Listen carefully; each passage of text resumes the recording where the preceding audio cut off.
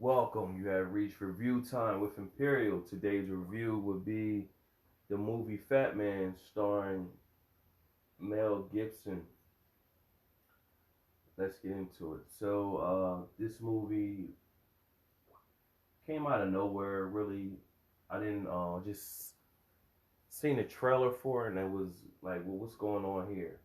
And also the co-star in the movie is a familiar actor that most people will know about on Walton Goggins. He plays as hitman Jonathan Miller, and Walton Goggins played in a few different films. Crazy Eight, that I could think of right off the hand. Crazy Eight. He played in a series on HBO where he played as assistant vice principal. He got a series on Netflix as well. So you know he's got known for being either a villain or playing a humorous comedic type role. So this movie is based upon a kid. Oh, he's also the co-star as well. Um, Chance Hurstfield um, played as Billy Winning, and then you got Marianne Jean. She plays as Ruth Kringle, and Marianne Jean Baptiste.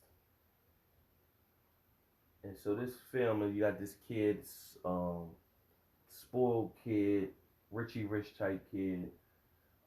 He's being his guardian is his grandmother, and the dad is off in the world doing whatever, and he's pretty much stole the grandmom's.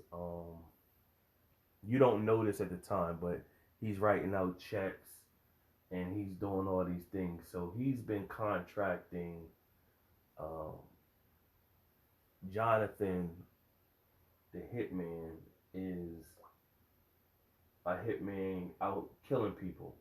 And so he has been contacting this dude to pit hits out on people. And so he was up for a contest at school, and another little girl won. He had Jonathan go and kidnap the little girl, and then pretty much like bring the little girl in a torture type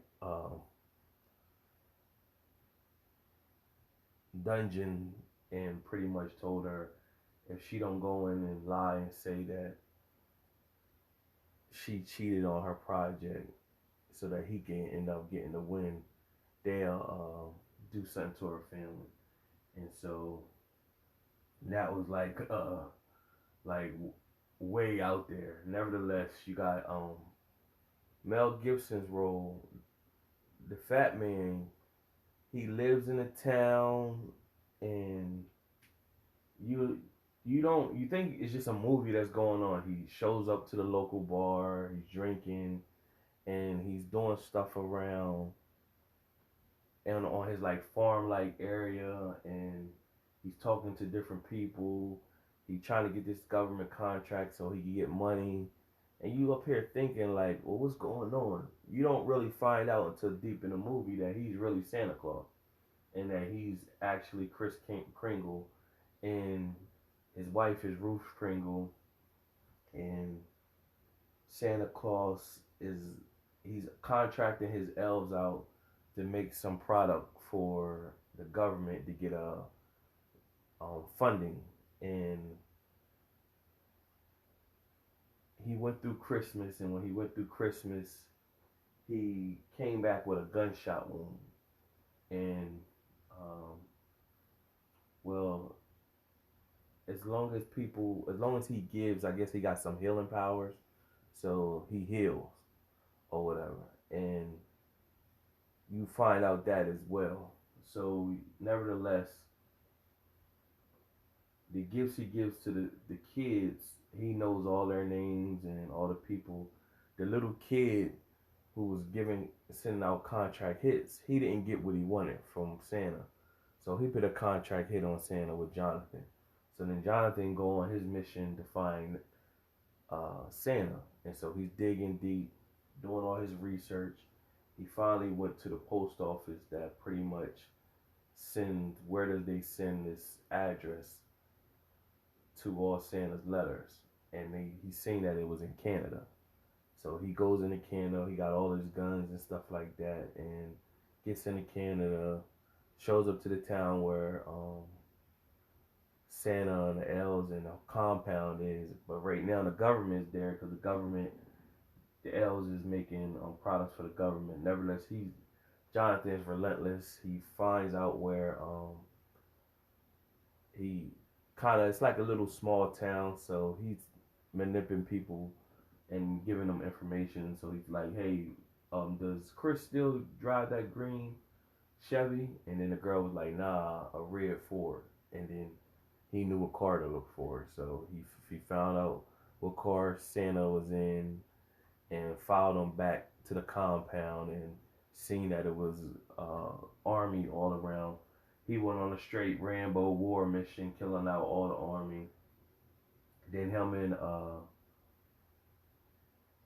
Santa had a showdown. Mel Gibson had the gun. He had a gun. They both faced at each other and had a shootout. And he had this